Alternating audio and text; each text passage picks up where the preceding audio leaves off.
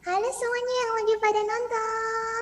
Perkenalkan aku Vira Sofi, virtual talent pertama dari Omniviar. Salah satu ancaman terbesar sebenarnya terhadap metaverse adalah soal identity ini. Yang paling susah tuh sebenarnya bukan membuat teknologi baru, tapi menyesuaikan behaviornya orang terhadap teknologi itu. Yuk kita bersuara. Halo Niko, apa kabar? Hai, baik sekali. Oke, Viro, apa kabar Viro? Halo, kabar Vira baik? Beneran baik? Baik. Oke, kamu nggak pernah sakit ya kayaknya ya? Happy-happy terus ya? Bener? Oh enggak dong. Nggak pernah sama sekali beneran? Sehat Pilek-pilek selalu. gitu, kayak batuk apa gitu? Batuk-batuk pilek-pilek, iya. Apa tuh, Ada. karena hujan-hujanan atau ngapain? Karena hujan-hujanan. Atau enggak karena begadang. Oh, kamu begadang, tuh kalau begadang ngapain sih? Main game. Oke, terus kalau game kamu sukanya game apa? Kalau Vira sih sukanya semua game. Banyak Aha. banget game yang suka Vira mainin, kayak dari mulai FPS, Aha, atau RPG, aha. atau simulation game. Yang paling suka banget game apa? Kalau yang paling suka banget sih pokoknya game-game yang tentang story-story gitu. Kenapa suka ke yang kayak gitu? Kan orang ada yang suka kayak apa perang-perangan, balap-balapan, atau kalau nggak berantem-beranteman. Kamu suka yang kayak gitu kenapa? Karena Viro sendiri kan senang banget bercerita. Jadi makanya Viro senang juga game-game yang ada ceritanya gitu. Oke. Piro tadi pagi makan apa kamu? Makan telur sama nasi. Sama nasi. Itu pasti dibikinin orang ya? Atau kamu bikin Viro sendiri? masak sendiri. Bisa? Bisa Serius? dong. Viro kalau masak tuh enak banget. Bikinin dong kita di sini kok apa? Ya. Selain telur, terus nasi, terus apa kamu yang bisa bikin? Mie instan. Sebagai atasan saya merasa agak ini ya, Apa? tidak memikirkan well-beingnya dari staff ya kayaknya. Staff saya cuma bisa makan nasi sama telur, agak sedih sih saya sebenarnya.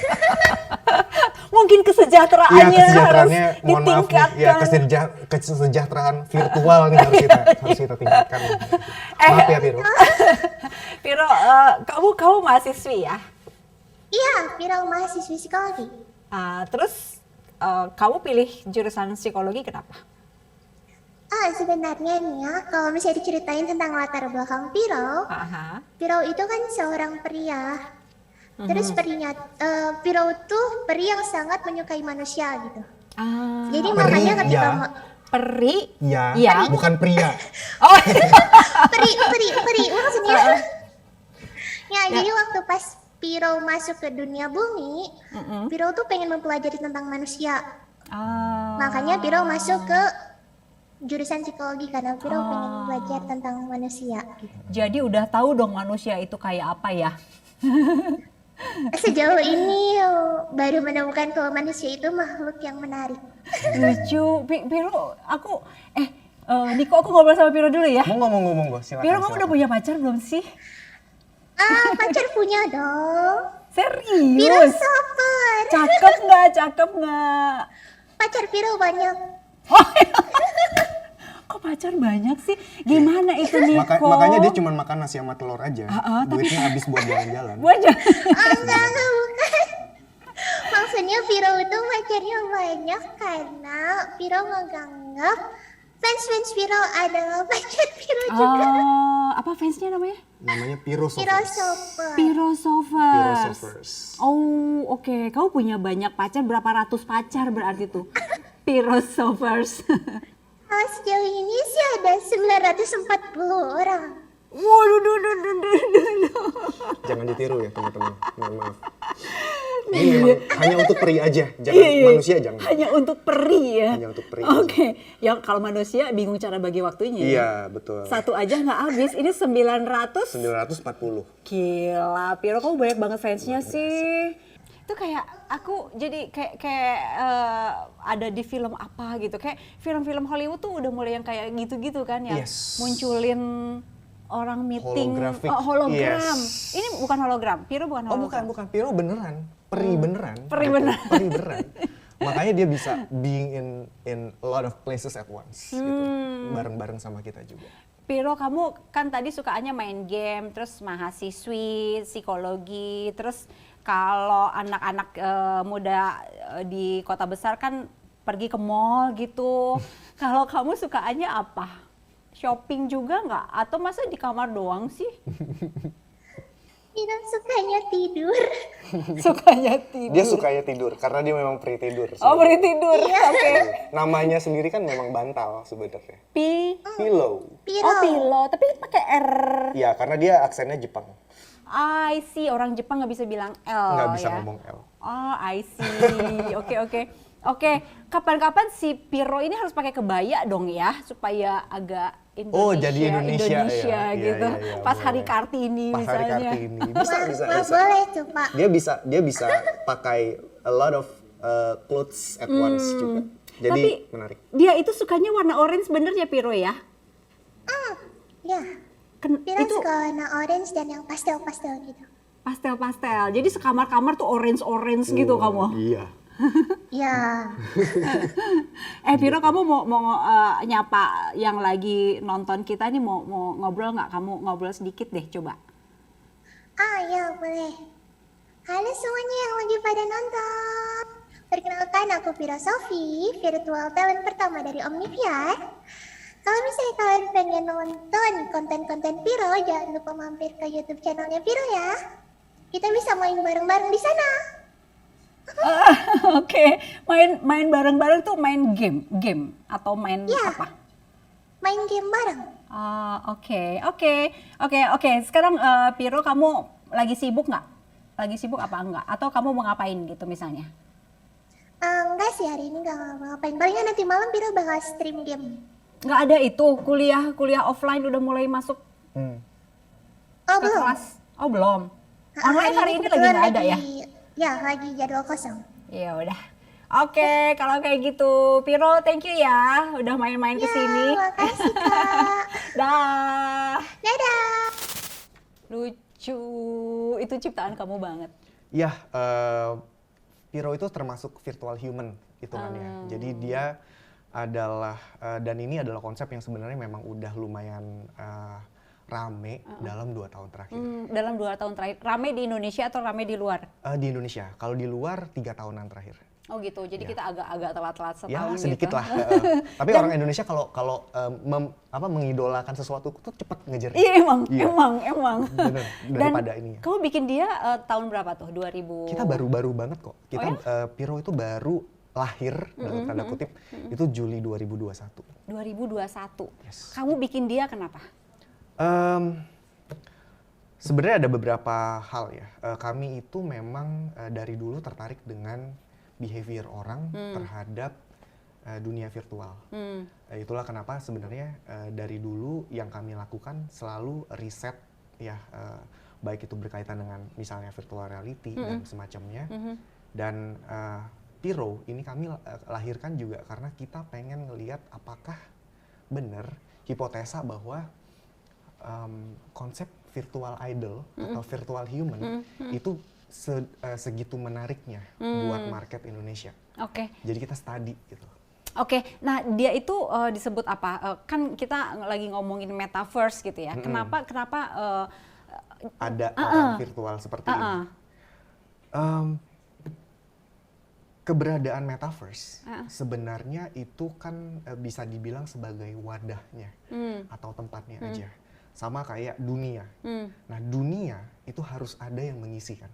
Harus ada orang-orang yang berinteraksi di dalamnya, harus ada yang bercerita. Nah virtual human seperti Piro nantinya akan menjadi cikal bakal orang-orang yang nantinya hidup di metaverse, di virtual human.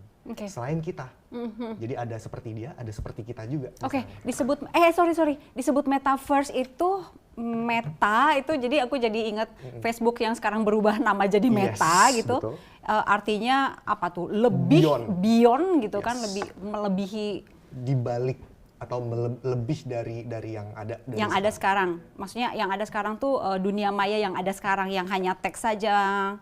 Yes, yang saat ini hanya berdasarkan audio dan visual. Kedepannya bisa lebih dari itu mungkin. Dan itu Piro itu salah satu contoh dari Piro metaverse. Yes, ada personality. Oke, meta melebihi atau beyond, verse itu dari universe. Universe. Oh, oke. Jadi lebih dari semesta yang kita adain sekarang. Bahasa Indonesianya mungkin metamesta ya nanti. Oh, metamesta. Oke. Itu tuh kayak apa ya? Mungkin banyak orang yang kalau yang suka nonton film Hollywood tuh. Yes. Kayak gitu-gitu tuh kayak udah banyak di film Hollywood ya. Ada yang ya macam-macam lah. Kamu mencontohkan salah satu yang Ready Player One. Ready Itu Player kan, One yang paling dekat. Yes. Nah itu ada manusia di dunia nyata, mereka punya avatar sendiri. Yes. Mereka pilih avatar sendiri. Misalnya saya perempuan bisa jadi avatar laki-laki, Bisa. mau sangar, mau kurus, mau jadi T-Rex, iya, mau jadi bola bisa. Bisa Nggak gitu. masalah. Kayak gitu. Yes, karena kita sudah semakin kita sudah semakin dekat dengan kondisi di mana kita bisa menentukan identiti kita sendiri kan. Di dunia nyata udah makin seperti itu, betul nggak? Saya orang-orang udah mulai dikenalkan what is your pronouns, mau dipanggil apa, he, she, him, his, they gitu semacamnya. Nah kita hal itu bisa kita adopsi sebenarnya dengan sempurna ke metaverse. Kita bisa jadi siapapun, apapun bahkan yang kita inginkan. Kalau di Ready Player One itu kan kayak ada kehidupan dunia yang lain gitu. Di situ juga ada kayak ada transaksi juga gitu. Yes, nanti betul. kita akan ke sana juga. Benar. Jadi metaverse itu selain dia hanya sebagai tempat saja, sebenarnya itu adalah sebuah kondisi. Kondisi di mana virtual identity kita nantinya akan sama penting atau bahkan lebih penting dari physical identity kita. Karena apapun yang nanti akan kita kerjakan, kita bisa bekerja, kita berteman, kita bermain, kita bersosialisasi, cari uang, transaksi dan lain sebagainya. Itu semuanya bisa kita lakukan di metaverse. Dan kondisi itulah yang sebenarnya sangat menggiurkan sebenarnya buat Facebook. Gitu. That's why mereka bisa dibilang ambisius sekali ya untuk get into this. Kayak kekeh dan buru-buru gitu kesannya. Buru-buru banget gitu. Dan terus terang kami sebagai para pelaku metaverse agak punya sedikit kekhawatiran di sana. Apa? Kita tahu bagaimana Facebook bertingkah lah ya istilahnya terhadap data dan privasinya orang. Bagaimana mereka mendapatkan allegation atau semacam tudingan dari mantan pegawainya bahwa Facebook itu melakukan manipulasi data atau konten. Nah, bayangkan itu hanya konten dan data yang simple aja, yang hanya kita akses melalui mungkin mobile phone. Tapi ketika metaverse, ketika kita sudah benar-benar being kita yang ada di virtual environment, dan Facebook misalnya punya kemampuan untuk memanipulasi itu semua, itu kan menakutkan ya. Kami sangat berharap sebenarnya metaverse itu menjadi sesuatu yang lebih netral, bisa diakses oleh siapapun tanpa ada pretensi tertentu atau political reason apapun. Oke, political reason, tapi orang-orang yang istilahnya memanfaatkan data kita juga itu juga kita harus berhati-hati gitu terhadap, harus diwaspadai. itu. Betul. Salah satu ancaman terbesar sebenarnya terhadap metaverse adalah soal identity ini. Karena bayangkan gini, Teh Indi bisa diklon loh di sosial bentuknya media. itu Teh Indi gitu si Piro. Bahkan sebelum Ngeri. menjadi virtual human. Ngeri. Cuman di sosial media aja cukup ada satu orang pakai fotonya Teh Indi, bilang namanya Teh Indi gitu. Terus kontak ke teman-teman dan lain sebagainya. Itu aja bisa bikin orang ketipu. Apalagi di metaverse. Ketika kita udah bener-bener jadi kayak being kita beneran. So ini adalah threat, ini adalah ancaman yang sebenarnya kita sendiri masih harus berhati-hati dan bagaimana caranya kita harus. Selain hati-hati, sikap kita gimana tuh? Nah, saya punya hipotesa. Jadi ini mungkin salah satu langkah awal yang bisa kita lakukan untuk preventing identity kita dicuri. Salah satu hal yang paling baik yang bisa kita lakukan adalah kita ciptakan jejak digital yang baik. Oke. Jadi, for example tuh kita jangan membiasakan misalnya kayak selebor gitu loh istilahnya ya. Jadi kalau kita di dunia nyata tidak mau kita lakukan, jangan kita lakukan di dunia virtual. Kan nggak mungkin kita di dunia nyata tiba-tiba ada orang lagi ngomong, kita samperin terus bilang, ih bodoh lu gitu kan. Nggak kayak gitu. Gimana Kan. sih lu? Tapi di sosial media bisa apapun. Siapapun tuh kayak dengan gampangnya dalam 1 menit bisa bikin tersinggung satu negara misalnya. Buang kotoran di situ. Buang kotoran di situ. Kita buang kotoran di dunia nyata kalau nggak ada yang lihat, nggak ada yang tahu. Tapi kalau di dunia virtual kita bertingkah ngaco, itu punya jejak digital. Nah, kenapa relevansinya dengan identity kita? Kalau kita punya jejak digital yang baik, kita memang dikenal sebagai kita. It will be harder for other people untuk tiba-tiba nipu gitu. Iya, untuk menggunakan identity kita, dan kita sudah punya kayak semacam orang-orang atau personality lain yang sudah tahu kita yang sebenarnya seperti apa. Ini nggak mungkin dia deh. Contohnya kayak kalau saya sudah kenal dengan Teh Hindi dan kemudian ada orang mengaku-ngaku sebagai Teh Hindi, kontak saya untuk misalnya pinjam duit dong atau semacamnya. Saya udah tahu ini pasti bukan Teh Hindi. Pasti akan cek ulang, nelfon langsung. Tapi kalau misalnya ada orang yang mungkin nggak kenal, tapi dia ngefans misalnya sama Teh Hindi, wah ada Teh Hindi yang minta sama saya ini. Iya, betul. Ya, salah satu langkah awal yang sebenarnya paling simpel yang bisa kita lakukan mulai dari sekarang adalah meninggalkan jejak digital yang baik. Oke, itu ya salah satu sikap. Nah, sekarang balik lagi ke metaverse nih, ya. Metaverse kayak gini kalau lihat di film si Ready Player One lagi-lagi itu contoh yang paling enak buat dijadiin itu ya. Betul. Itu kan 2045 ya kan? Settingnya ya? Settingnya 2045, sekarang kan masih 2021 nih gitu. Tapi si Piro udah ada di depanku gitu. 2021 artinya itu bisa lebih pendek, bisa lebih cepat dari 2045. Asumsi kita bisa banget ya. Karena ada beberapa, ada sesuatu yang namanya, di teknologi itu ada sesuatu yang namanya hukum Moore atau Moore's Law. Yang menentukan bahwa apa yang kecepatan komputer bekerja itu akan menjadi lebih cepat 2 kali lipat setiap waktu tertentu.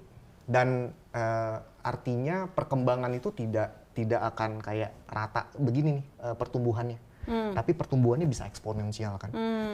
Jadi kalau yang sebelumnya kita dari televisi itu butuh misalnya 25 tahun untuk bisa diadopsi orang-orang. Internet cuma 5 tahun. Metaverse mungkin bisa lebih singkat dari itu.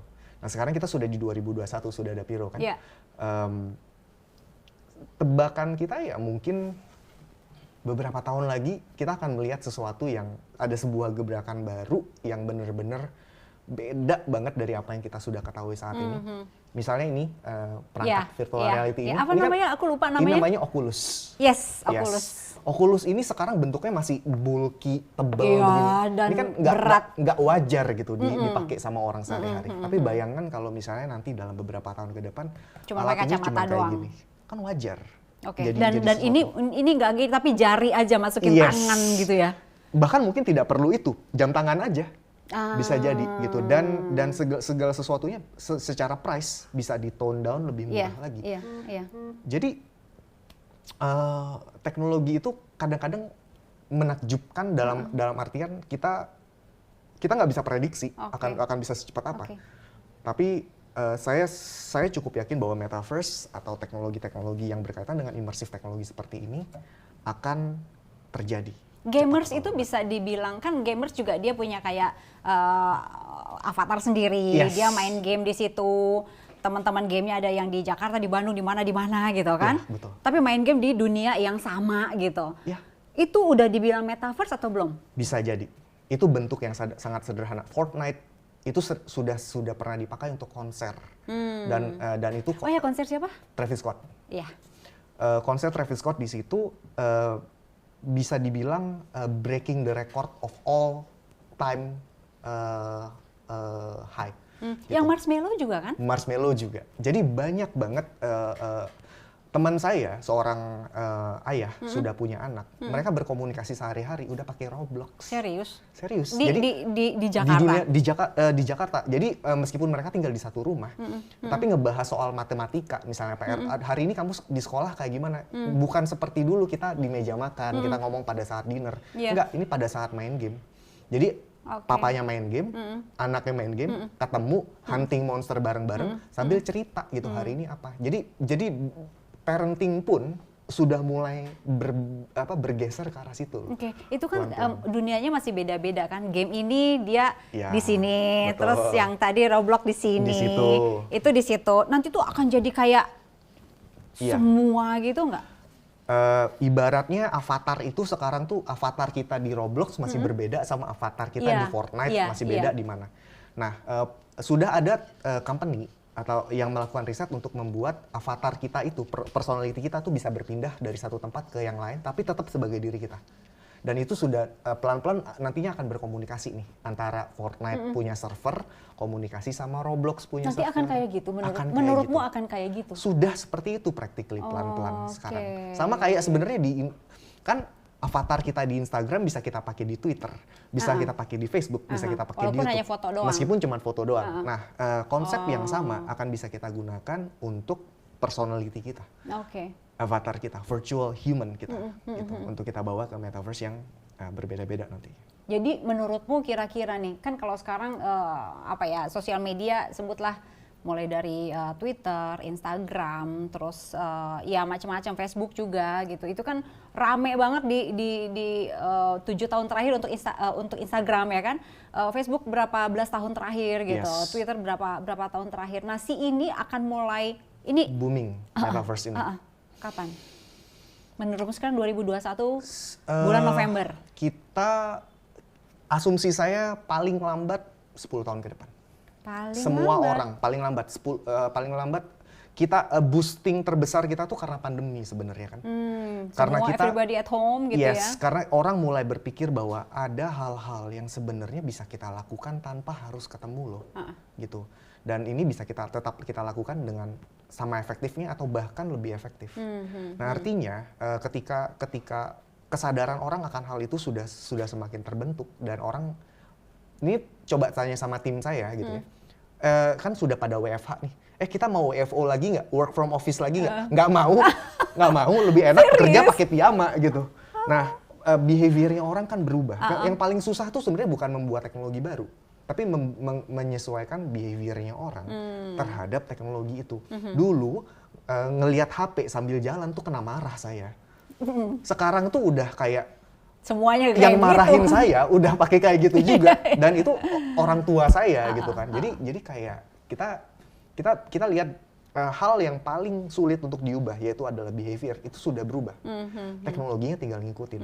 Yang artinya teknologi kita balik lagi ke Moore's Law yang tadi, itu ya tinggal ngikutin, tinggal tunggu waktu aja. Dan prediksi saya sih seperti tadi saya bilang, tidak akan sampai 1 dekade. Kita akan lihat ada perubahan masif nih. Tahun 2000 berapa itu? Tahun 2000 berapa aku lupa. Aku ke Jepang.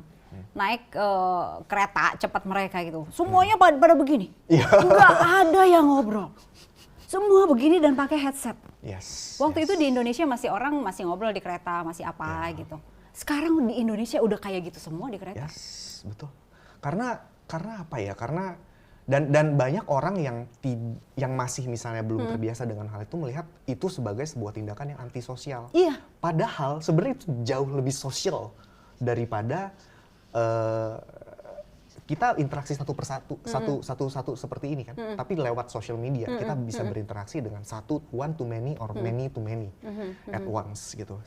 Ketika saya mengomentari sebuah isu di Twitter, ada orang lain yang melihat isu yang sama dan bisa ikutan mengomentari, dan kemudian terjadi dialog di sana gitu. Saya pernah ada satu stand up comedian namanya Dave Chappelle, mungkin pernah denger ya. Dave Chappelle pernah cerita seperti ini. Dia itu nggak main Twitter, tapi ada orang yang bikin account dia di Twitter. Terus account ini bukan dia obviously kan, bikin masalah. Dan kemudian yang marahin dia adalah account Dave Chappelle yang ngaku-ngaku yang asli, yang juga bukan Dave Chappelle. So imagine ada 2 orang saya yang berantem di sosial media yang bukan saya. So lucu banget. Nah hal-hal yang seperti itulah yang sebenarnya di sosial media di hal-hal yang sehari-hari kita lihat seperti itu mungkin lucu. Tapi bayangkan kalau itu misalnya berimbas terhadap economical status kita, social status kita, itu mungkin bisa jadi bahkan mungkin nanti berurusan sama hukum tuh Hukum. orang yang asli gitu. Exactly. Kalau misalnya ada orang ngaku-ngaku sebagai seorang Niko Alius, terus kemudian nge-spam account-nya Pak Jokowi misalnya, yang ditangkap bukan dia, saya, gitu. Dan pencemaran nama baik, UU ITE dan lain sebagainya, itu menurut saya akan butuh banget di I'm sorry if this is way over my discussion table, tapi ada banyak hal di dunia virtual yang saat ini mungkin perlu kita adjust ke secara hukum dan bagaimana caranya itu bisa membawa keamanan untuk kita semua yang berada di teknologi. Kayaknya hukum itu tergopoh-gopoh ya, maksudnya ini kan geraknya cepat banget gitu. Yes. Tapi pembahasan hukum itu lama banget. Iya, betul. Ini udah ketok palu, ini udah kemana, iya kan?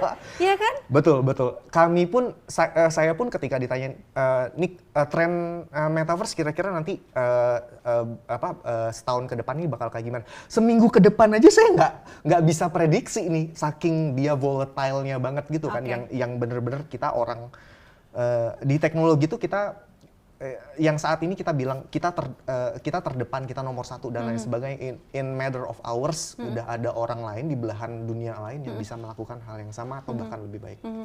Jadi of course hukum itu pasti nggak akan bisa catch up secepat itu. Tapi kami tetap punya harapan kok. Kita tetap percaya bahwa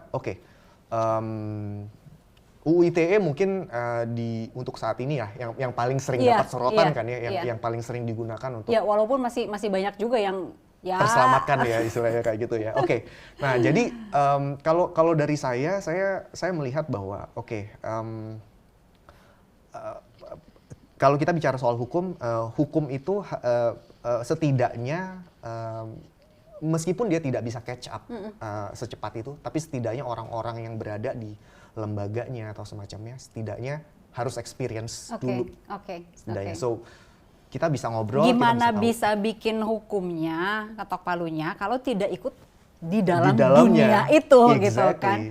Nah tadi kan kamu ngomong soal mungkin orang Indonesia ya kita mungkin 10 tahun atau bahkan mungkin bisa lebih cepat juga ya. Bisa lebih cepat, entah 5 tahun lagi gitu kan. Siapa tahu. Nah, bisnis di dalam situ besar. I can say huge, besar sekali. Dan kita bisa lihat ekonomi digital deh untuk saat ini. Sekitar 10 tahun yang lalu kita bilang industri startup misalnya, digital startup di Indonesia. 10 tahun yang lalu sekitar tahun 2011 kita sebutlah brand-brand seperti Gojek, Tokopedia, Traveloka dan Bukalapak, the top big four startup yang ada di Indonesia. Pada saat itu mereka baru growth kan, dan dalam 10 tahun mereka jadi kekuatan ekonomi yang luar biasa besar. Siapa yang tidak punya GoPay? Siapa yang tidak bisa? Ada hal-hal yang mungkin kita tidak bisa capai kalau kita nggak punya akses teknologi ini. Dan untuk Indonesia sendiri sebenarnya kalau kita bisa lihat bahwa kekuatan kita kan sebenarnya ke masifnya kita ya, banyaknya user yang nantinya akan bisa kita gunakan. Kita negara keempat terbesar di dunia, dan dengan demikian artinya secara kekuatan ekonomi, kalau misalnya orang-orang yang ada di Indonesia ini dikenalkan pada metaverse secara dini, kemudian kita bisa menciptakan ekonomi baru di dalamnya, impact-nya itu nggak main-main. Kita bisa besar banget. Piro dan virtual human lainnya atau virtual YouTubers atau virtual idol itu hidupnya dari mana? Hidupnya mereka tuh dari donasi sebenarnya. Bukan meminta-minta. Donasi itu maksudnya gimana? Nah, konsepnya sebenarnya kayak ngamen. Jadi kayak kalau misalnya kita lagi makan, ada pengamen, kita suka nih suaranya, kita kasih dong, ada berapa ya? Oh ada 1.000, kasih 2.000, kasih. Oh suaranya bagus banget, kasih lebih lagi kayak. Tapi itu harus live kan? Nah, konsepnya, konsepnya virtual idol itu memang berkomunikasi dengan audiensnya secara live. Jadi audiensnya itu akan suka sekali kalau misalnya nanti disapa oleh Piro gitu, apalagi sampai bisa disebutin namanya, itu seneng banget gitu sebagai seorang fans. Dan itu kan hal yang sebenarnya mirip sudah terjadi dengan selebriti konsep selebriti kita seperti saat ini kan. Coba bayangin kalau ada fans setianya Raffi Ahmad disebutin namanya sama Raffi Ahmad, senengnya minta ampun kan. Terus itu donasi langsung itu. terus langsung donasi. Nah, si donasi itu misalnya udah terkumpul entah berapa juta gitu, itu bisa diuangkan di dunia nyata. Diuangkan di dunia nyata. Jadi jadi konsepnya kalau kita bisa bilang ya, sejak tahun kenapa saya melihat virtual human ini sebagai ekonomi baru, karena sudah terbukti top 10 VTubers yang ada di dunia itu bisa menghasilkan kurang lebih jutaan US dollar sampai belasan juta US dollar per tahun ya, hanya dari donation. Dan itu kan donation kan istilahnya uang receh ya. Iya, 10.000, 5.000, 1 $1. Iya. Iya kan 1.000. Dan kalau itu, ratusan ribu orang. Kita sudah tidak lagi butuh satu orang ngasih kita bayaran 10 juta. Kita bisa minta 10.000 orang ngasih kita masing-masing 1.000. 1.000, iya. Dan itu gig ekonomi dalam bentuk yang paling murni, fanbase. Dan fanbase zaman sekarang itu sudah terbentuk berbeda dengan zaman saya dulu. Fanbase zaman sekarang itu sudah terbiasa untuk mengapresiasi dengan memberikan bayaran, gift, hadiah, apapun yang mereka bisa lakukan. Kalau zaman saya dulu kan, kalau bisa gratisan aja lah. Kalau sekarang enggak. Kalau sekarang mereka kalau mereka benar-benar lagi nggak mampu, mereka akan menikmati secara gratisan. Tapi ketika once mereka mampu dan mereka misalnya, Piro nyanyiin Happy Birthday dong, hari ini aku ulang tahun, dinyanyiin sama Pironya, mereka bayar. Ya, tidak harus bayar, tapi kalau bayar. mereka happy gitu, they appreciate and they give a donation. Oke. Nah, sekarang metaverse ini kan mungkin teman-teman kita belum banyak yang main, kecuali mungkin gamers mungkin udah banyak. Kamu main game apa? Nah, nanti kalau disebutin promosi. Oh ya udah, oke. Tapi jenisnya game Indonesia banyak kok. Apa? Combat atau lebih ke kalau apa? saya karena background saya lebih banyak ke art and visual. Saya lebih suka sebuah game yang memang satu appealing dulu secara visual, kemudian appealing secara storyline. Mau genre-nya apapun, kecuali horor, mohon maaf. saya akan bisa menikmati itu. Jadi game yang memang visually interesting dan punya storyline yang bagus. Oke. Jadi kurang lebih kayak gitu. Itu sebabnya kamu bikin Piro juga ya. Sebagai jadi, storyteller. Iya, yes, gitu kan. Yes. Abis Piro, kamu mau bikin talent virtual lain? Yes. Apa? Laki, perempuan, atau hewan, kucing, atau apa? Sebenarnya banyak banget sih yang ingin kami explore. Tapi karena sekali lagi balik lagi OmniVR itu adalah company yang berbasis riset. Jadi tentunya ketika kami nanti membuat sebuah karakter lagi, karakter itu tentunya pasti tidak akan sama dengan Piro. Karena atau temannya Piro. Jadi dia akan tap in ke demographic audience yang totally berbeda. Dan itu yang menarik lagi tentang virtual human. Karena kita yang bentuk, karena kita yang desain mau seperti apa, kita bisa rancang dia menjadi seperti apapun demi mencapai demografi target market. Nanti tiba-tiba ada dosennya Piro, bisa. Ada petnya Piro. Actually kami sudah bikin virtual academy namanya. Oh iya? Yes. Tempat dia kuliah? Tempat dia kuliah dan tempat banyak VTuber lain ngumpul. Oh iya? Yes. Tapi semua nggak buatan kamu? Bukan buatan kami. Orang-orang lain? Ya, jadi kami bikin metaverse buat VTuber. Oke. Namanya Virtual Academy. Nah, itu kita sudah bikin di situ. Kurang lebih sampai saat ini ada sekitar 90-an VTubers yang ada di sana. In total kalau dijumlahin fanbase dari audiensnya si VTubers itu kurang lebih sudah lebih dari 1 juta subs. Jadi kita memang pengen majuin bareng-bareng virtual human ini. Jadi kita memang kumpulin dan kita bikin komunitas. Yang kamu bikin Piro itu kan lebih ke kayak ke Jepang-Jepangan, anime gitu. Betul, kamu nggak pengen bikin yang lebih Indonesia. lebih Indonesia, lebih mendekati human gitu. Kalau dia kan masih 2 Interesting. dimensi gitu. Iya, interesting. Jadi kalau di dunianya VTubers, sebenarnya VTubers itu ada fase ya di mana dia akan dibentuk dari 2D seperti yang tadi menjadi 3D gitu. Dan kami mungkin akan melakukan hal itu terhadap Piro, tapi mungkin juga kami menciptakan sebuah karakter baru yang memang bentuknya lebih realistis contohnya. Karena teknologinya memang sebenarnya sudah mendukung ke arah situ kan. Dan sekali lagi balik lagi sebenarnya ini mungkin tip juga ya buat para penonton kita nanti yang misalnya tertarik untuk menyelami lebih lanjut pengen jadi VTuber seperti apa. Pertama tuh sebenarnya tentukan dulu apa yang kita suka sih. Oke. Kami membentuk Piro itu kan bukan karena kita pengen jualan ke ini segala macam. Demografi market itu secondary lah.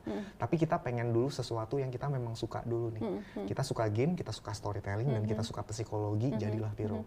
Nah kalau yang lain misalnya, oh saya suka melukis, saya suka masak, saya suka apa?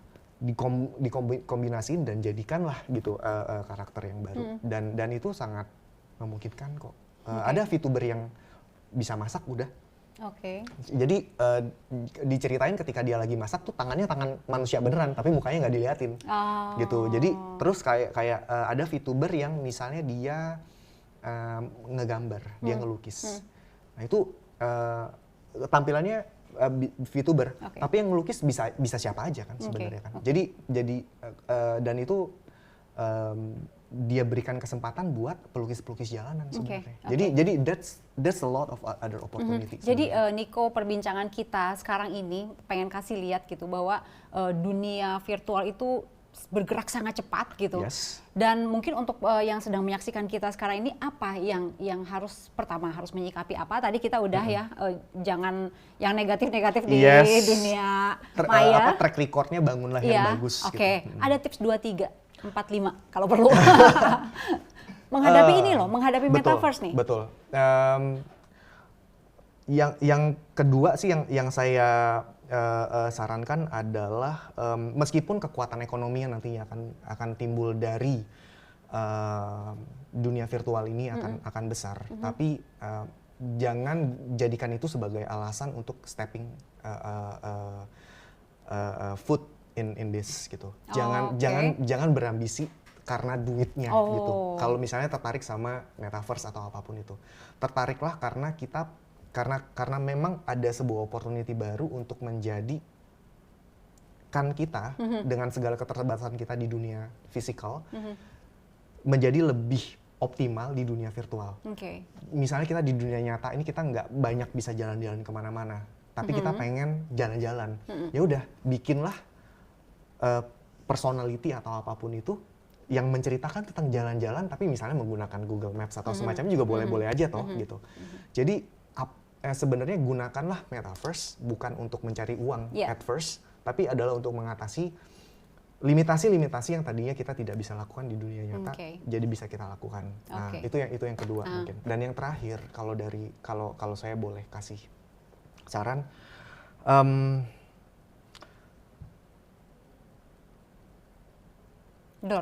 alat-alat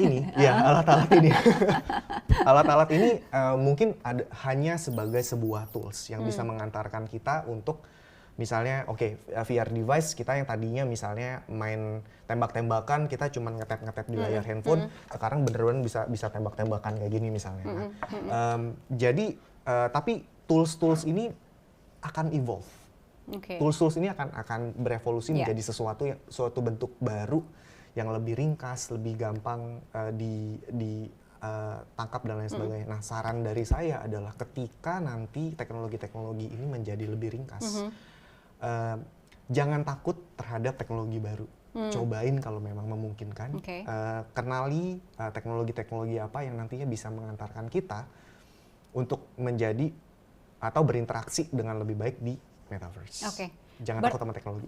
Berinteraksi dengan baik di dunia metaverse, tapi dunia nyata juga tetap penting. Penting banget ya.